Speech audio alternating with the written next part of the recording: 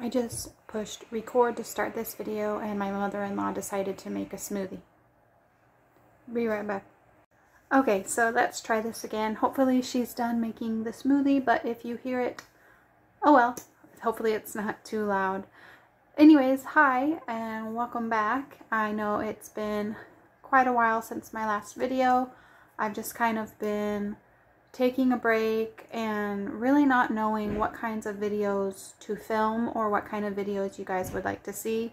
So if you could let me know in the comments what kind of videos you like to see from me, whether it's educational regarding POTS and dysautonomia or more personal stories or lifestyle things, let me know. But today's video, I just want to talk to you guys for a little bit and touch base and let you know how things are going.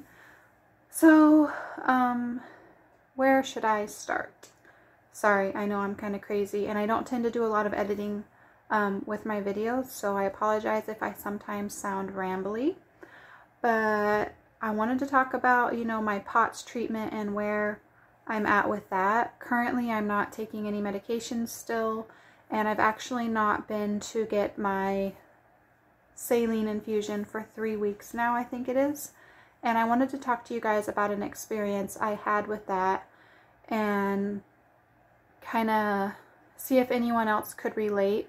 I hope not, but let's just talk about it. So several weeks ago, I decided to take a break from the IV saline therapy because it's not good for our bodies long term. You know, it's not good for our veins.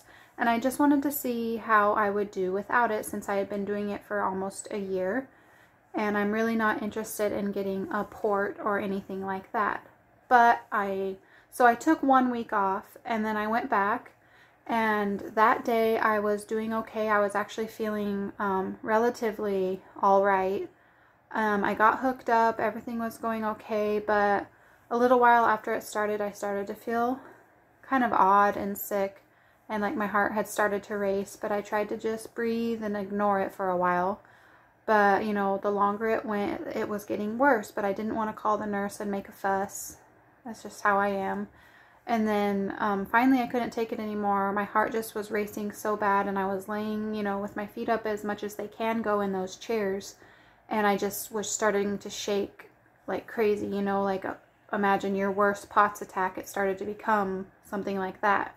So I called the nurse and she could tell I wasn't doing well. She hooked me up and started taking my vitals, and she was like, at this point you need to either go to the ER or we have to call rapid response to come and evaluate you because this is beyond the scope of what we do here in the infusion center. And so I really didn't want to be wheeled down to the ER. We all know how the ER can go and it's not fun. And so I said, well, I guess that rapid response can come see me because she wouldn't let me go home, unfortunately.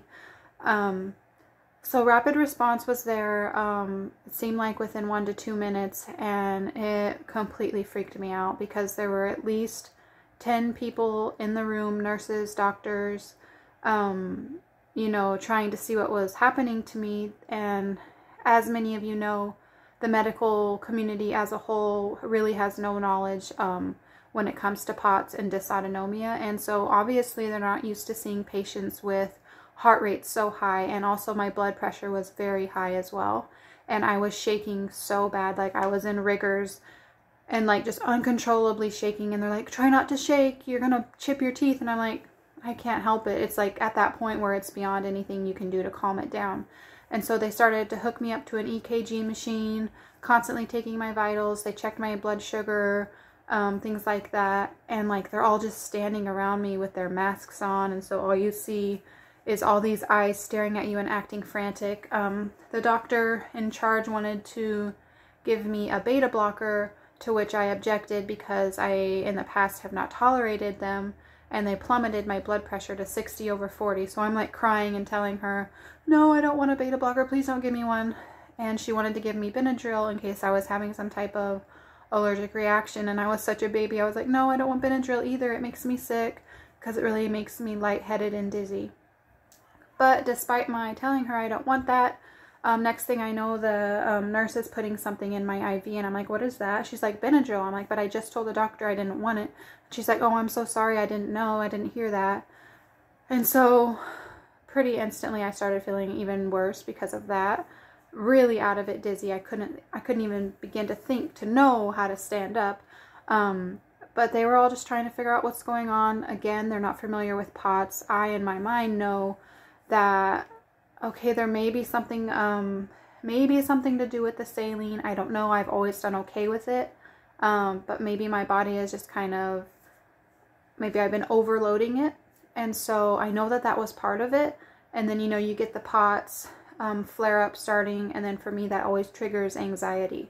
But I can usually get ahead of it and calm down. Well, when you add a team of 10 people all up in your business in this tiny little area, and you already have like PTSD and other issues, it's going to trigger something, you know, even bigger. So I think that that just kind of all culminated into this extreme physical and mental emotional attack, which made it so much worse.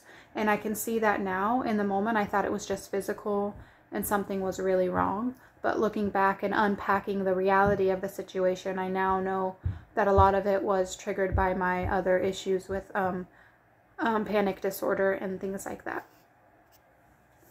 So it's been 3 weeks since that happened, and I'm not saying it hasn't scared me from going back, but I had already made the decision before that to take a break from it. So that's what I'm doing, and so far I'm doing okay. Nothing too crazy. I haven't noticed a huge change or worsening of my POTS symptoms.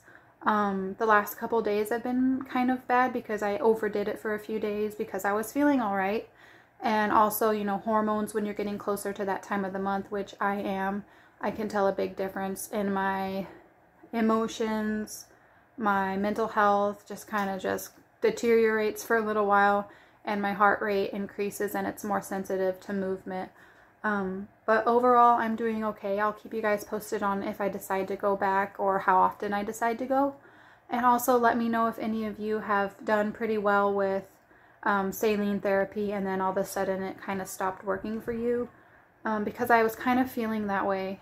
Like it was really helpful in the beginning and like say 70% of the time, but then the other 30% of the time I kind of felt almost worse for a few days after getting it, and just not entirely sure how helpful it was to me. So that was kind of rambly, but I just wanted kind of to explain what had happened to me there in the hospital with the infusion. And let's see what else. The lorazepam I've talked about on this channel quite a bit. I'm still tapering off of it. I'm doing the water taper, and I plan on making a video demonstrating how I do the water taper, because I've had a lot of requests to do that and to show you guys, for those of you, I know it's kind of separate from POTS, but for those of you who watch this channel, because I talk about lorazepam, I plan on making that demonstration video to kind of maybe help you see how I do it, to see if you can maybe emulate it under your doctor's care, of course. Yeah, I think that's pretty much it. Doing okay. One day at a time. I'm kind of out of breath from talking so much. But yeah, things are going all right. Let me know in the comments how you guys are doing, how you've been, how you're tolerating life in this world we live. I know that the pandemic is far from over. Where I live, it's much worse than it ever was, even in the beginning. And so they've reinstituted the mask mandate, which I'm really happy about. I personally feel like it never should have stopped, but that's just my personal opinion. Just be careful out there, whether you're vaccinated or whether you're not, whatever it is that you're doing, just be careful. I hope you're all staying well and safe, and I'll see you in the next video. Bye.